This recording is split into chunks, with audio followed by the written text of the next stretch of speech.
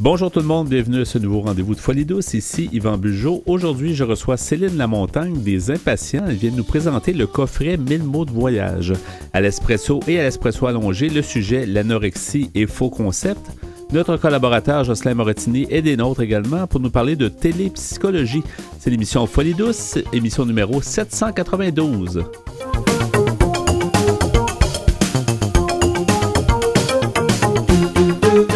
Vous êtes branchés sur Folie douce. Soyez au courant des multiples thèmes de la santé émotionnelle. J'ai le plaisir d'accueillir notre invitée, Mme Céline Lamontagne. Bonjour, Mme Lamontagne. Bonjour. Bienvenue à l'émission Folie douce. Plaisir. Oui, vous êtes conseillère pour les impatients de cet organisme qu'on entend parler depuis plusieurs années, qui est toujours aussi dynamique. Hein? Oui, c'est très vrai. Ça bouillonne de projets. Hein? Une chance. On existe depuis 1992. En fait, les impatients ont été fondés en 1992. Oui. Et c'est un organisme qui s'occupe d'offrir des ateliers d'expression artistique à des personnes qui ont des problèmes de santé mentale. Oui. Alors, ce qui est intéressant avec les impatients, c'est que c'est très créatif. Il y a des ateliers en art visuel, il y a des ateliers en bande dessinée, il y a des ateliers de musique qui sont offerts à des personnes qui souffrent de problèmes de santé mentale, qui sont référées par leur médecin, leur psychologue, leur travailleur social ou autre personne.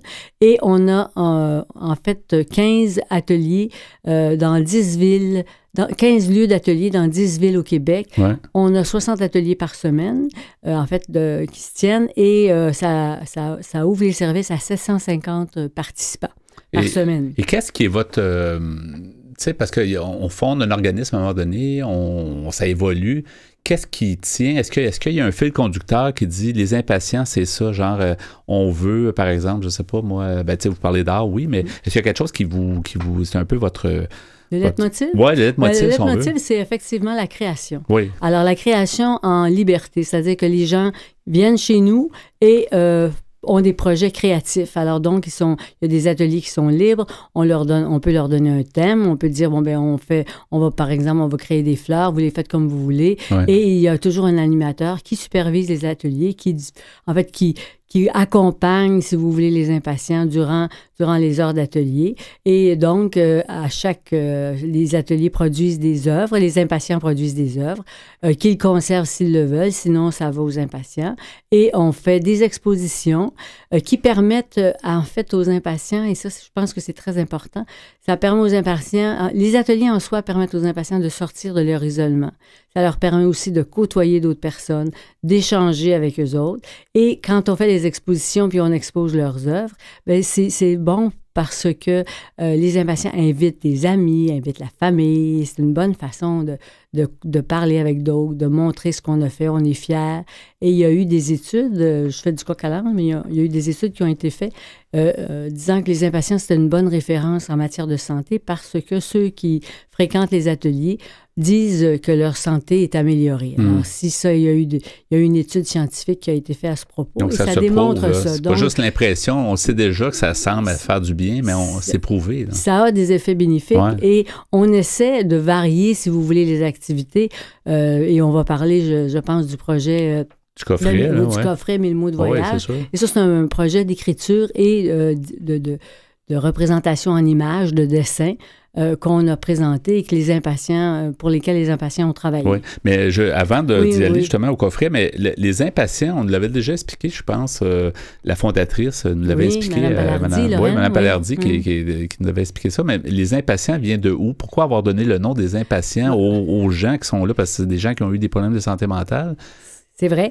En fait, les impatients, c'est à l'origine de la Fondation de l'art brut et de l'art thérapeutique du Québec. Mais comme vous le constatez avec moi, Fondation d'art brut et d'art thérapeutique au Québec, ça fait un peu long. Puis c'est peut-être un titre un peu rébarbatif. Moins marketing, peut-être. Oui, c'est ça. Et ils ont fait une réunion, le conseil d'administration, et il y a un des conseillers qui a dit pourquoi qu'on n'appellerait pas ça impatient après plusieurs heures et plusieurs de cogitation. Et ça vient aussi de la fleur, l'impatience, qui malgré qu'elle croît à l'ombre, elle fleurit. Alors, c'est un peu comme un impatient. C'est un peu comme l'inverse des patients. On parle souvent des patients au milieu de la santé mentale ou de la santé, c'est ça? Tout à fait. Puis, ils sont impatients de guérir, ils sont impatients de sortir de l'ombre. Ils sont impatients de créer, peut-être. Exactement. C'est ça, c'est intéressant. Oui. Mais justement, le coffret dont vous nous parliez à l'instant, parce qu'à chaque année, il y a quelque chose qui se passe, que ce soit les lettres d'amour, il y a toujours un projet intéressant. Puis ça, c'est peut-être la première fois, vous faites ça? En fait, c'est la première fois. Pendant 10 ans, on a fait un coffret de lettres d'amour. Ouais. Et l'année passée, on s'est dit, bon, là, il faudrait qu'on innove, qu'on essaie de faire autre chose. Et il y a une impatiente, Gaëtane Lupien, qui a dit, moi, j'aimerais beaucoup voyager, mais je peux pas voyager maintenant, mais je voyage en couleur et en imaginaire. Et ça nous a donné l'idée de quitter le coffret de lettres d'amour et de faire un coffret de voyage. Ouais. Alors, le voyage qui peut être en couleur, qui peut être en imaginaire, qui peut être le voyage dans sa rue, sortir de sa rue, qui peut être le voyage dans un autre pays, dans une autre ville. Alors, des impatients sont invités à parler de leur voyage et il y a des artistes, des personnalités publiques aussi qui participent au coffret. Comme c'était le cas pour les lettres d'amour. Exactement, c'est un peu sous le même principe, mais il apparaît différemment. Ça reste sous le format d'un coffret. Mais à l'intérieur, cette année, avec le 1000 mots de voyage, on innove parce qu'il y a des cartes postales, il y a des beaux dessins. On peut envoyer des cartes postales à des gens. Vous allez voir, c'est vrai. Et c'est très coloré, c'est très vivant. Et les récits sont très attrayants. Et intéressant. Qui n'aime pas les voyages ou se faire raconter des voyages? Je pense qu'il n'y a pas personne qui n'aime pas ça. Là. Oui. Même les gens, comme vous le disiez tantôt, qui n'ont pas la chance ou la santé pour voyager, mais ils aiment des fois entendre, lire, voir des choses sur les voyages. Oui, puis ils aiment s'imaginer aussi, c'est quoi le voyage d'une telle personne, puis eux, qu'est-ce qu'ils feraient s'ils voyageaient, puis qu'est-ce qu'ils penseraient faire. Alors, c'est donc... Vous avez un créneau peut-être pour les 10 prochaines années, parce que je trouve qu'il y a vraiment du matériel intéressant. Effectivement. Vous avez une bonne idée là-dessus. Il y a beaucoup de matériel, mais c'est ce qui est intéressant, c'est dans le coffret de 1000 mots de voyage, c'est que ça a permis à des impatients d'exprimer c'était quoi pour eux faire un voyage, et ça a permis aussi à des artistes, des écrivains, des photographes de nous montrer ce qu'ils voyaient eux comme un voyage, ou en fait des journalistes. Il y a des journalistes qui ont participé aussi au coffret 1000 mots de voyage, et ça aussi c'est intéressant de voir c'est quoi leur approche à eux. Les gens se font pas prier trop longtemps, je pense qu'il y a beaucoup d'intérêt, tu sais, les gens qui sont un peu plus connus, qui peuvent justement par leur présence peut-être mousser un peu les récits doivent être très intéressants des impatients, mais aussi d'avoir quelqu'un de peu plus connu, ça nuit pas à ce genre de coffret-là. Je pense que c'est bon l'arrimage des deux. Oui, c'est une belle jonction des deux. Et les se côtoie, puis c'est ça. Oui, c'est bien de voir la différence aussi des récits, l'imagination de chacun. Et puis, on peut... Ce qui est intéressant, je trouve, avec le coffret, c'est qu'on peut le mettre sur le coin de son bureau. On n'est pas obligé de le feuilleter tout d'un coup. On peut prendre une feuille de temps à autre et lire ce qui est écrit. On peut le laisser là et le reprendre le lendemain ou le surlendemain. Parce que c'est pas un livre, c'est ça, c'est sur le même format que les lettres d'amour. Dans le fond, c'est plusieurs fiches, des feuillets, donc c'est facile à... Exactement. Et cette année, dans ce coffret-là, c'est qu'il y a des cartes postales. Alors donc, on peut en choisir une et on peut l'envoyer à un ami, ou on peut en fait la garder ou la mettre sur son réfrigérateur ou... Ouais. Alors, c'est ça qui est intéressant. En fait, le financement des impatients, je pense que ça compte beaucoup aussi, ce genre de projet-là, parce que, à quelque part, on parle souvent d'argent, tu sais, dans n'importe quelle organisation, mais en santé mentale, particulièrement, qui est le parent pauvre de la santé, on a besoin d'argent, puis pour que l'organisme fonctionne bien, je pense que c'est un apport, ça. Oui, vous avez bien raison, parce que la santé mentale, c'est sujet tabou, donc souvent, c'est difficile d'avoir des sous. Aux impatients, on fait différentes sortes d'activités bénéfices. Le coffret en est une, et avec tous les profits qu'on fait avec la vente du coffret qui est en librairie, en fait, ça va pour créer de nouveaux ateliers, pour qu'il y ait plus d'impatients qui puissent bénéficier de venir aux ateliers et de créer. Parce que l'objectif final, c'est ça, c'est de créer. Et s'il y a plus de personnes qui peuvent venir aux ateliers, ben c'est plus intéressant. Ça permet, c'est ouvert à plus de gens. Comment les gens, est-ce qu'il y a souvent des nouvelles personnes qui arrivent chez vous, tu sais, des nouveaux impatients, si on veut, des nouvelles personnes qui aimeraient avoir recours au service? Est-ce que c'est ouvert? Oui, c'est ouvert. Et en fait, il y a une liste d'attente parce qu'effectivement, chaque atelier demande à ce qu'on engage un animateur et un artiste et quelqu'un qui va l'aider. Alors donc, on crée une liste d'attente. Les ateliers les impatients, on est associé avec les hôpitaux, on est associé aussi avec des musées, avec des galeries d'art, parce qu'il faut qu'on fasse les ateliers en quelque part. Il faut qu'il y ait un lieu de création. Alors donc aussi, ces endroits-là, en fait, peuvent prendre les noms, ou sinon, on va sur le site des impatients et c'est indiqué comment il faut procéder. Et on peut s'inscrire, donc c'est pas fermé. Là, les gens qui voudraient... On peut appeler et la dame qui est là peut prendre le nom de la personne et la mettre sur la liste d'attente. Et c'est à quoi ça sert, en fait, la vente des coffrets, c'est de faire en sorte qu'on va avoir plus d'ateliers et permettre à plus de personnes d'y aller. Et un peu partout au Québec aussi. Oui, on a 15 lieux dans 10 villes au Québec. Alors, on essaie d'en ouvrir dans le plus de ville possible. Vous êtes depuis les débuts, hein, en fait, depuis la Fondation des impatients, vous vous êtes impliqué à ce niveau-là. Au niveau des impatients, à différents rôles, vous êtes conseillère. Avec l'expérience, vous avez aussi, je pense, vous avez des choses intéressantes à dire. Bien, effectivement, depuis la création, en fait, les impatients, c'est à l'origine de la Fondation des maladies mentales. Et donc, au tout début, j'ai commencé à faire du bénévolat à la Fondation des maladies mentales et ensuite pour les impatients. Et j'ai continué et j'y travaille encore aujourd'hui. Oui. J'adore ça. Et comment parce que c'est de la création. Oui, et comment, Mme Montagne, comment vous voyez l'avenir, en fait? Parce que je pose souvent la question, je l'avais posée à Mme Palardy. Souvent, dans un organisme, oui, il faut s'occuper du présent, mais il faut voir où est-ce qu'on s'en va. C'est toujours le même problème avec les OSBL, c'est qu'il y a toujours une question d'argent. Alors donc, il faut être inventif, imaginatif et voir comment on peut aller chercher des sous pour faire en sorte qu'il y a plus de monde qui puisse bénéficier des ateliers. C'est pas facile. Je vous dirais que c'est un ouvrage de chaque jour. Ouais.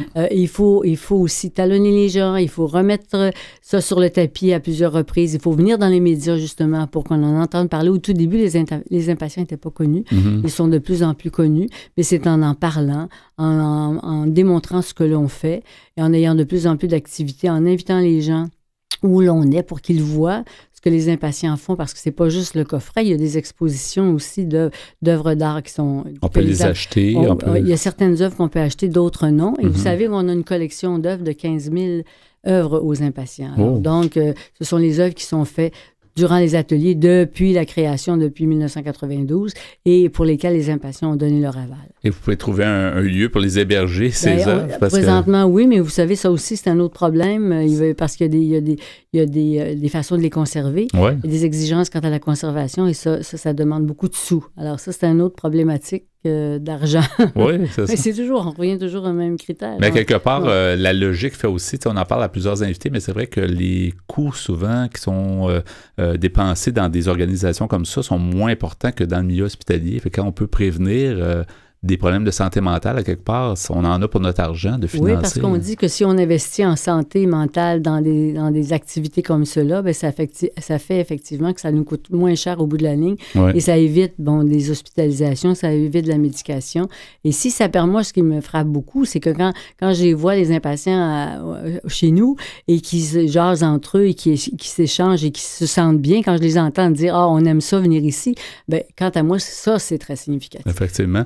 Il reste peu de temps, Mme Lamontagne. Oui. On peut mentionner encore une fois que les gens peuvent se le procurer, le coffret. Oui, ils peuvent l'acheter aux impatients. Aux impatients, ou même en librairie. Ils peuvent l'acheter en librairie aussi. C'est disponible dans toutes les librairies du Québec. On peut rappeler le titre, donc c'est 1000 mots de voyage. 1000 mots de voyage, oui. Et des impatients, donc c'est vous-même qui éditez. Les éditions Les Impatients. C'est ça. Oui, c'est ça. Alors, merci beaucoup. Vous pouvez aller sur notre site www.impatient.ca. Oui, merci beaucoup, Mme Lamontagne. Merci de m'avoir invité. Merci d'avoir invité les impatients. Avec plaisir, puis bonne continuation. C'est un beau projet, puis je pense qu'on vous en aide pour plusieurs années à publier. J'espère qu'on va continuer, oui, puis qu'on va continuer à recevoir des sous aussi. Oui, absolument, je vous le souhaite. Merci. Au revoir. Au revoir. Vous aimez gazouiller? La bonne santé mentale vous titille?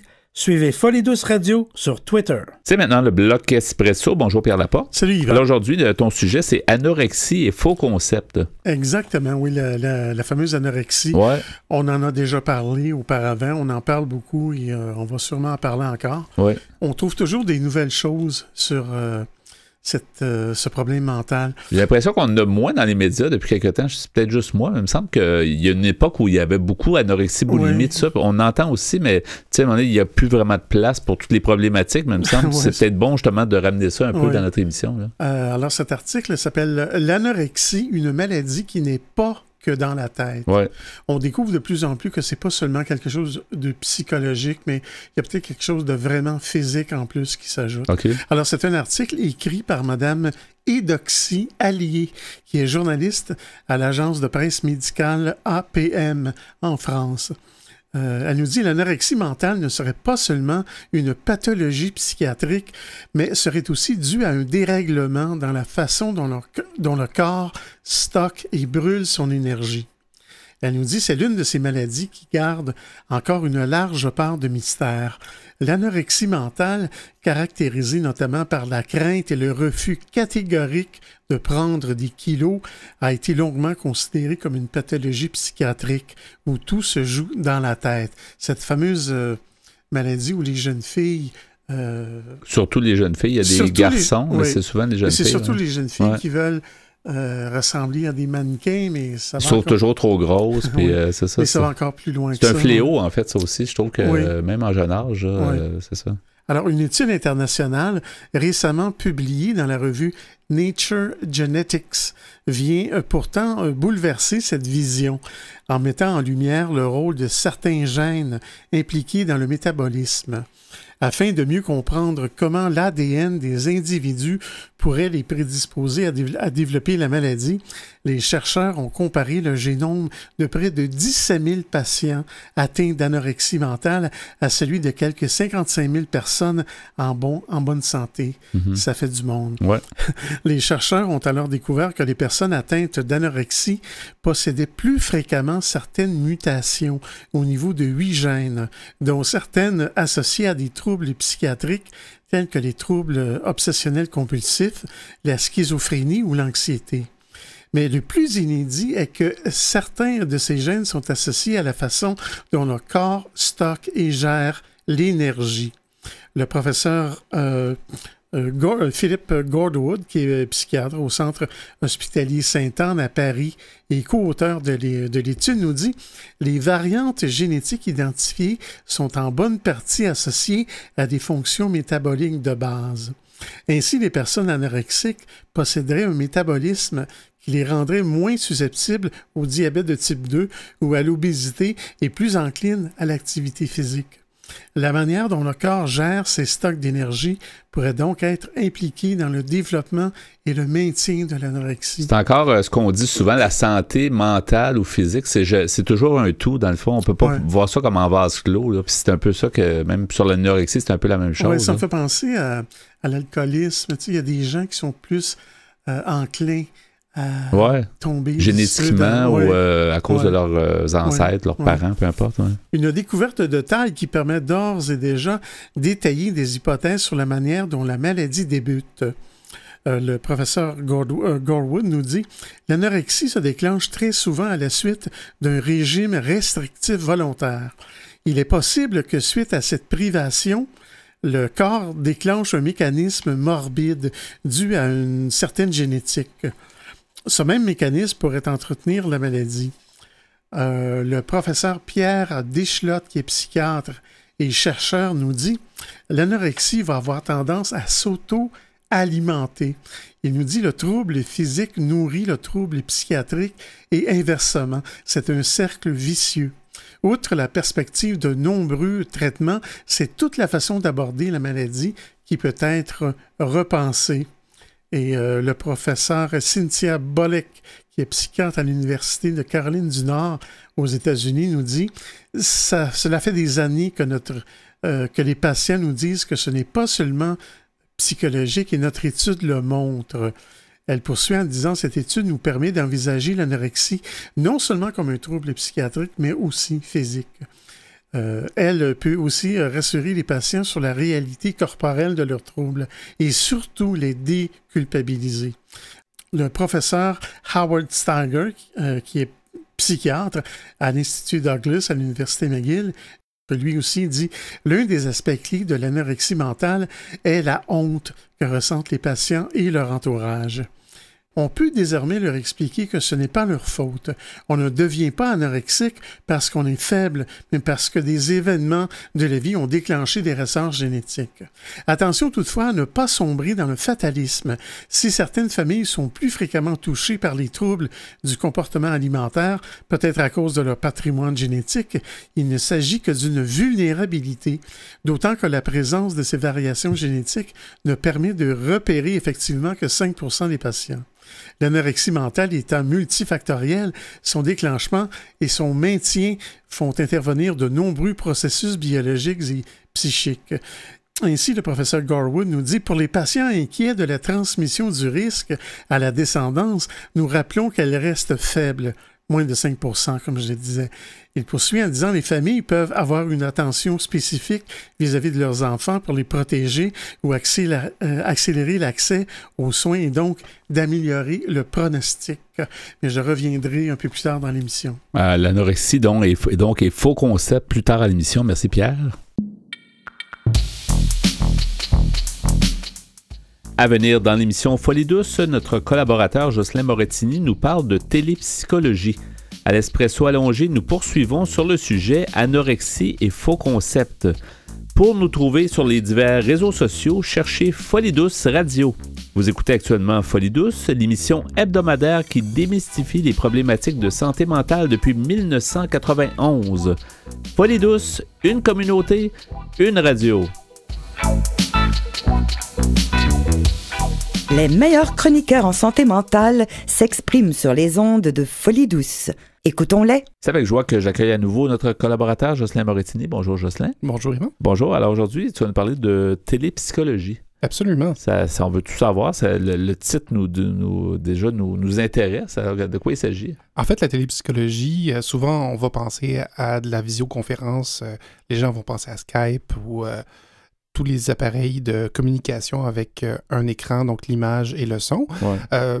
La télépsychologie, c'est l'utilisation de cette technologie de visioconférence pour appliquer ça à la psychologie, donc faire vraiment une thérapie, mais à distance. Donc, le patient est peut-être chez lui, dans un autre lieu, le psychologue dans son bureau, et même si on est dans des lieux différents, on fait une rencontre en psychologie. Est-ce que c'est aussi efficace? On sait toujours qu'une rencontre humaine, bon, ça reste une rencontre humaine, sauf que c'est certain que si quelqu'un est à des kilomètres ou pour X raisons, la personne ne peut pas se déplacer, c'est mieux ça que de ne pas avoir de rendez-vous, finalement. C'est un peu ça, mais...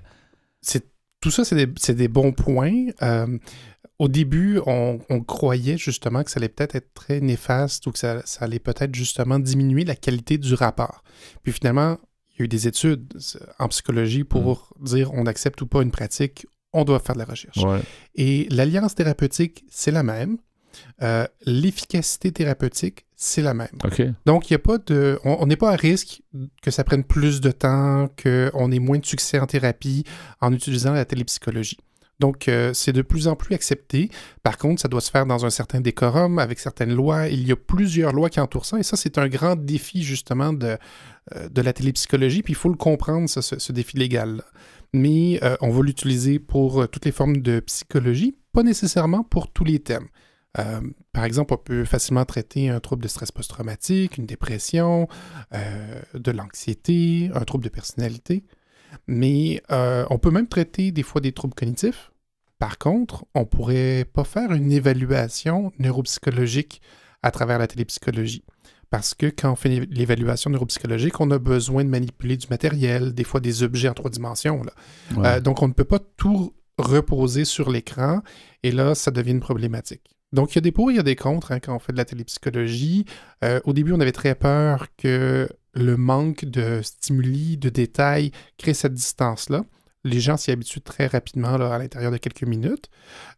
Par contre, moi, comme psychologue, je le pratique régulièrement, mais je perds de l'information visuelle sur le corps. Par exemple, est-ce que le patient tape du pied? Est-ce qu'il devient tendu? Il est plus haut ou plus bas sur sa chaise? Qu'est-ce qu'il fait avec ses mains? Tout ça, je ne peux plus le voir parce que le patient, typiquement, va cadrer l'image autour de son visage parce que j'ai aussi besoin du détail du visage. Donc, si le patient se met ou la caméra trop loin et que je voyais tout le corps, ben, je n'arriverai plus bien à distinguer le visage. Donc, on perd un peu cette information-là. Donc, il y a une partie du langage corporel qui est un peu manquante. C'est pas la fin du monde, mais ça fait partie des limitations qui existent pour l'instant. Pourquoi on l'utilise et pourquoi peut-être toi tu l'utilises? Est-ce que c'est des raisons, comme on parlait tantôt, là, de distance, entre autres? Oui, typiquement, c'est des questions de distance. Des fois, c'est des questions de mobilité. On peut avoir, par exemple, imaginons avec un patient agoraphobe qui reste pris chez lui. Il n'est pas capable de sortir, mais on pourrait commencer d'abord par des rencontres à distance. Ouais. On peut imaginer des gens qui sont simplement dans les régions, qui sont loin et ils n'ont pas accès donc à de la psychologie ou encore ils n'ont pas accès à un psychologue qui a une spécialité. Donc moi, des fois, je vois des patients un peu partout dans le Québec parce que j'ai des spécialités, entre autres, en douleurs chroniques, par exemple, et ce qui n'est pas nécessairement une majeure pour bien des psychologues. Donc, le psychologue qui est dans la région a probablement bien des compétences, mais on ne peut pas être compétent dans tout. Et du coup, pour avoir un spécialiste dans telle ou telle discipline de la psychologie, tel thème, on va pouvoir avoir accès à de l'information comme ça. OK. Et en général, est-ce que ça dure longtemps? Est-ce que tu dois limiter les sessions? Parce que peut-être que, justement, le côté technologique, c'est beau, mais à quelque part, il y a peut-être une fatigue, il y a peut-être une distraction, je ne sais pas. C'est un très bon point. Pour le patient, typiquement, non. On fait des rencontres de 50 minutes, 1 heure, comme auparavant. OK. Pour le psychologue, moi, d'expérience, c'est un peu plus fatigant. Ouais. Donc, si je peux faire 4 patients en bureau, face à face, ça va me donner un montant de fatigue X, mais si je le fais les mêmes 4 en télépsychologie, c'est plus fatigant pour moi. Ça demande plus de concentration parce que justement, je ne peux pas m'appuyer sur autant de détails. Les micros, des fois, peuvent envoyer de l'information qui est un peu qui a une distorsion dedans. Même si c'est pas beaucoup, ça va nous amener à devoir se concentrer un peu plus. Tu peux se penser, est-ce que c'est la voix qui a un certain quelque chose ou c'est juste le micro que c'est ça? Exact. La voix dit beaucoup aussi. Si la personne ressent des choses, ben, peut-être ça va jouer sur sa voix. Oui, pour l'instant, les distorsions sont plutôt négligeables. Ce qui peut arriver, par contre, c'est que pendant 2-3 secondes, l'image tombe ou elle fige. Alors, heureusement, on utilise des programmes justement spécifiques. On ne peut pas utiliser Skype, par exemple, pour faire ce genre de thérapie-là. Mais la capacité, des fois, juste de perdre 2-3 secondes d'image, ça va changer quelque chose. Ça va changer quelque chose aussi, des fois, dans le rythme de la rencontre. On perd 10 secondes, puis là, pour de vrai, pendant 10 secondes, il n'y a ni son, ni image. Ben là, on doit attendre et recommencer peut-être un moment où quelqu'un disait quelque chose de sensible dans sa vie. Et là, il faut reprendre la conversation. Donc, il y a des inconvénients, c'est pas parfait. Ça n'affecte pas significativement le résultat. Par contre, ça peut... des fois créer un petit inconvénient, donc un peu plus de fatigue, particulièrement, je trouve, pour le psychologue, parce que lui, il va peut-être s'enfiler ce genre de rencontre-là une après l'autre, contrairement au patient. Le patient lui-même, dans les effets qui ont été démontrés, là, même si c'est la même réussite clinique, ce qui a été vu dans certaines études, c'est que le taux d'attrition, c'est-à-dire le nombre de patients qui décident qu'ils ne continuent pas leur thérapie, en télépsychologie, il y en a plus qui arrêtent au début. Donc, s'ils sont déjà limite, je ne suis pas sûr si je veux faire de la psychologie, à ce moment-là, ils vont peut-être être un petit peu plus tentés d'arrêter plus tôt. OK. Peut-être que le côté, des fois, technologique les agace. Je sais pas, il y a peut-être des gens qui veulent justement avoir... Malgré c'est assez simple, là, ils s'installent, puis il y a des consignes assez simples de dire, ben, il doit pas y avoir des gens alentour, les gens doivent être seuls, ça reste une consultation aussi privée, quelque part. Là. Tout à fait, puis ça, c'est un très bon point. Donc, des fois, les gens sont technophobes, hein, un peu la crainte de la technologie. Étonnamment, il y a des gens, des fois, de très âgés qui vont l'utiliser sans problème. Mais oui, des fois, s'ils ont le choix, ils vont préférer se déplacer. J'ai des patients qui ont décidé de faire des 2-3 heures de route pour venir faire une rencontre d'1 heure et repartir 2-3 heures. Et comme ça, à chaque semaine. Faut le faire. Là. Faut le faire. Bon, c'est l'exception, mais il y a ils des aiment gens le qui vont contact préférer. humain, ils aiment le... C'est ça. Exact. Donc ça, il faut respecter ça. Il y a aussi la question du décorum. Il faut prendre le temps d'expliquer c'est quoi cette rencontre-là. Donc, pas de pyjama, pas de petit verre de vino à côté. J'ai eu des patients qui s'en sont pas rendus compte et ils avaient leur verre de vin. Je disais, vous n'auriez pas de verre de vin avec moi dans mon bureau. C'est là. Ça. Puis vous seriez habillé. Donc, même si vous êtes malade, puis que je vous vois, puis que vous avez des limitations, vous auriez pris le temps de vous habiller. Donc, prenez le temps de vous habiller. Pas de bruit, pas de chien, pas de conjointe qui rentre pour vous demander il est où le gant de vaisselle. C'est vrai, c'est des détails, hein, mais des fois, c'est ça. Il faut qu'il y ait quelqu'un qui garde les enfants parce que si ça crie derrière, vous n'allez pas vous concentrer. Donc, il y a plus de détails.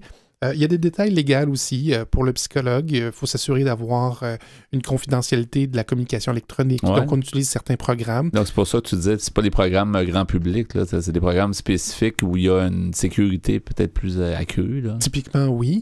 Il existe quelques programmes grand public, version gratuite, qui répondent aux normes HIPAA, par exemple, aux États-Unis, qui est une loi sur le télétraitement et tout ce qui est technologie dans le domaine de la santé. Le Canada n'a pas de loi aussi détaillée, mais le Canada, le Québec a aussi ce genre de loi-là. Par contre, c'est nouveau et on a une grande problématique, c'est au niveau légal. Est-ce que le patient vient dans le bureau du psychologue ou est-ce que c'est le psychologue qui se déplace dans le lieu du patient. Et ça, c'est une implication parce que, par exemple, d'un État à l'autre ou d'une province à l'autre, on n'a pas les mêmes permis de pratique. Moi, j'ai pas le droit d'aller travailler aux États-Unis.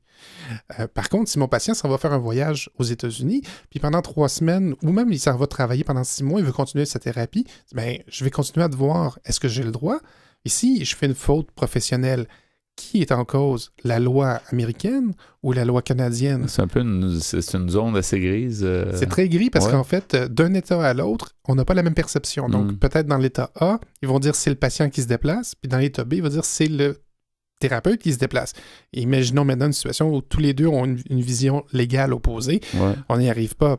Et inversement, dans d'autres endroits, c'est toujours, par exemple, telle situation, mais si le patient ou le thérapeute est en vacances ou pour une période exceptionnelle se déplace, à ce moment-là, c'est permis.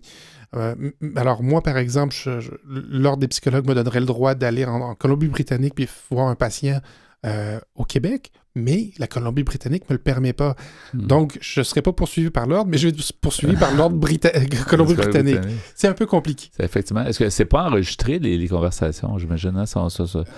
L'enregistrement, c'est non, mais à partir du moment où on fait de l'enregistrement, c'est comme pour n'importe quel enregistrement, il faut avoir une autorisation écrite. Parce que dans le fond, c'est comme si tu avais une rencontre à un bureau. En principe, tu vas prendre des notes, mais il n'y aura pas d'enregistrement. C'est un peu c'est comme si c'était une rencontre au bureau, mais à distance par la technologie. Là. Tout à fait. Ouais. Et donc, on a quand même un cadre légal qui est exactement le même. Des fois, il ne faut pas non plus se laisser prendre par l'idée qu'on est confortable, on est assis. Non, on est en thérapie, c'est les mêmes objectifs qu'auparavant. Mais on a aussi des fois les mêmes problèmes culturels. Alors, par exemple, il y a eu des études sur les Premières Nations du Grand Nord, à savoir s'ils étaient ouverts à cette technologie-là. Et c'est oui, c'est non. Donc, la technologie n'est peut-être pas une limitation, à part qu'ils n'ont pas nécessairement des bandes passantes très élevées, des fois à cause de la distance. Mais il y a aussi une crainte peut-être de l'homme blanc, de la psychologie. Et ces craintes-là, qu'on soit en télépsychologie ou pas, existent et vont donc se transférer à travers le médium électronique. Donc, on a plusieurs petits détails, mais de façon générale, c'est une belle technologie qui nous permet d'accéder à des patients qui n'auraient pas de service. Et ça, pour moi, je trouve ça magnifique. Et tu nous as souvent parlé dans des chroniques, puis tu disais, tu étais quelqu'un de technologique, tout ça, puis quelquefois, oui, la bonne vieille rencontre face à face, mais qu'est-ce que tu en penses? Est-ce que tu aimes ça? Est-ce que tu trouves que ton travail va en amener encore plus? Est-ce que tu vas agrandir, en fait, ton pourcentage d'appareils technologiques qui vont t'aider dans le futur? Absolument. En fait, d'année en année, cette proportion-là a augmenté. Et t'aimes ça, là? Moi, je trouve ça très pertinent. J'ai des patients, en fait, qui ont accès à des soins spécialisés. Et pour ce qui est d'en faire beaucoup, il y a aussi une limite personnelle. À un moment donné, on ne veut pas non plus trop se fatiguer, comme on en discutait tout à l'heure. Mais la qualité de l'image est de plus en plus grande.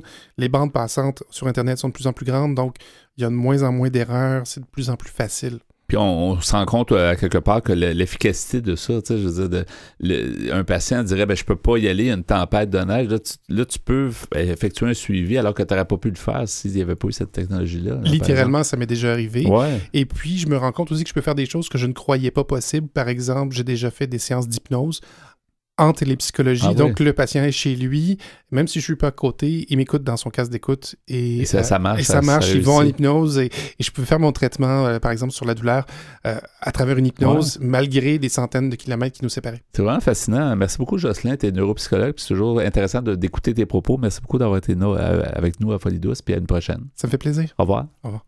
Vous syntonisez Folie Douce, l'émission qui vise à détruire les tabous du vaste monde de la santé mentale. C'est le bloc espresso allongé, donc le sujet entamé plus tôt, Pierre, anorexie et faux concepts. Oui, anorexie et faux concepts, parce qu'il y en reste encore beaucoup de faux concepts et beaucoup de choses, d'après ce que je peux voir, là, à découvrir. Des idées préconçues, peut-être des tabous. Oui, c'est assez complexe. Ouais. J'ai trouvé un autre article sur le web qui s'appelle « Anorexie, 5 idées fausses sur ce trouble du comportement alimentaire ». C'est écrit par Mme Sarah Terrien, qui est psychologue et journaliste française. Elle nous dit « L'anorexie mentale est un trouble du comportement alimentaire relativement rare, mais aux lourdes conséquences. Aujourd'hui encore, les patients doivent faire face à de nombreux faux concepts. » Alors ici, elle nous en apporte 5. Ouais. Alors, j'aimerais jouer avec toi. On va faire un quiz, si tu veux bien. Pour vrai? Oui. Ben, OK. Je vais te lire 5 énoncés. Es-tu un prêt à gagner? Juste mon admiration. Ouais, juste l'admiration. Okay. On va essayer. Alors, je vais te lire 5 énoncés. Ouais. Et toi, tu me dis si c'est vrai ou si c'est faux. OK. Tu vas nous donner la bonne réponse. Ouais. OK. Alors, mais j'ai pas de buzzer avec moi. Non, c'est ça. On va y aller soft, là, de façon... Premier énoncé, il existe un seul type d'anorexie. Ben, je dirais que c'est faux. C'est faux, exactement, oui. Dans un rapport sur l'anorexie mentale, la Haute Autorité de santé en France explique qu'il existe 2 formes d'anorexie.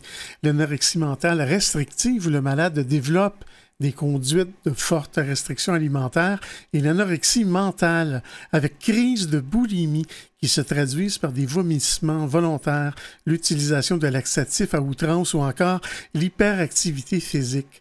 La personne atteinte d'anorexie peut être sujette aux 2 formes de la maladie en passant d'une forme à l'autre. Deuxième énoncé, l'anorexie touche uniquement les femmes. Je dirais que non. C'est faux. Parce qu'il y a un peu d'hommes aussi, en moins grande quantité, mais je pense. On en a parlé un peu tantôt. C'est ça. Oui, c'est faux. Ce trouble du comportement alimentaire affecte majoritairement les femmes. Mais les hommes peuvent également être malades. L'anorexie mentale touche un garçon pour 10 filles. Les causes sont différentes selon le sexe. De ce fait, le trouble alimentaire est plus difficile à détecter chez les hommes. Souvent, le sujet masculin ne veut pas prendre du poids, non pas pour être mince, mais pour se muscler. Il pratique beaucoup d'activités sportives et continue à manger, mais de manière restrictive. Comme une femme atteinte d'anorexie, il est atteint de dysmorphophobie. Et ce long mot veut dire qu'il est obnubilé par son corps qu'il ne trouve pas assez musclé. Troisième énoncé, seuls les jeunes peuvent être anorexiques. Ça, c'est une bonne question. Je ne sais pas, je vais dire non. C'est faux. C'est faux. Oui, tu as raison, oui. L'anorexie mentale survient généralement chez les adolescents pré- ou post-pubères. Entre 60 et 70% des patients ont moins de 25 ans. Les adultes et personnes âgées peuvent être atteints. Il est courant qu'en fin de vie, les seniors refusent de s'alimenter. Ce trouble alimentaire peut conduire à une dépression, un syndrome de repli ou un état délirant. C'est vrai qu'on entend rarement ça. C'est pour ça qu'on a tendance peut-être à dire que c'est juste pour les jeunes, ou en tout cas certaines personnes plus jeunes. On sait maintenant que c'est faux. Oui, c'est faux. Quatrième énoncé, l'anorexie peut entraîner une absence de règles. Je dirais que oui. C'est vrai, oui. Oui, c'est vrai. Pour diagnostiquer une anorexie, les médecins essaient de repérer les 3A, ce qu'on appelle les 3A, restrictions alimentaires parfois justifiées par une perte d'appétit. A pour amaigrissement et aménorrhée. Donc, en fait, le premier A, c'était pour l'appétit. Ouais. Alors, le dernier A, l'aménorrhée, c'est l'absence de règles depuis au moins 3 mois. est l'un des 3 principaux symptômes qui traduit un trouble du comportement alimentaire chez une femme. À quoi est-elle due? Les personnes anorexiques sont sous-alimentées et donc carencées. Plusieurs hormones sont produites et libérées grâce aux nutriments, c'est-à-dire à travers les protéines et les vitamines. Souvent, l'aménorrhée est passée inaperçue car les patientes prennent la pilule qui leur donne de fausses règles. Ouais. Et dernier énoncé, on guérit de l'anorexie mentale. Moi, je dirais qu'on ne guérit pas parce que... En tout cas, je dirais non. Tu dirais non? Ben, c'est vrai. C'est vrai qu'on guérit? Oui, okay. Oui. On a dit la phase anorexique dure en moyenne entre 1 et 3 ans et peut aller jusqu'à 5 ans. Selon l'INSERM, c'est-à-dire l'Institut national de la santé et de la recherche médicale en France, après 5 ans d'évolution, 2/3 des cas sont guéris. La moitié des personnes soignées pour anorexie mentale dès l'adolescence retrouvent le chemin de la guérison. Cette maladie peut entraîner la mort, mais c'est très rare, 5% des cas. Souvent, il s'agit de complications telles qu'un arrêt cardiaque, le suicide étant l'une des causes principales de mortalité chez les personnes anorexiques, c'est-à-dire 27%. Beaucoup, quand même. Et en terminant, j'aimerais parler de l'organisme qui s'appelle ANEB. Oui, bien connu là, ici au Québec. On les a déjà reçus ici à l'émission. ANEB pour Anorexie et Boulimie Québec. C'est un organisme dont la mission est de garantir une aide immédiate, spécialisée et gratuite aux personnes atteintes d'un trouble du comportement alimentaire et à leurs proches depuis maintenant 30 ans.